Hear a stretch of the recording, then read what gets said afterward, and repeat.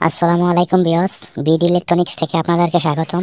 যেই টপিক নিয়ে আপনাদের মাঝে আসলাম, 4 ট্রানজিস্টর অ্যামপ্লিফায়ার কিভাবে তৈরি করবেন এটি নিয়ে একটা ডায়াগ্রাম তৈরি করলাম। ডায়াগ্রাম ফলো করলে আপনারা নিজেই তৈরি করতে পারবেন।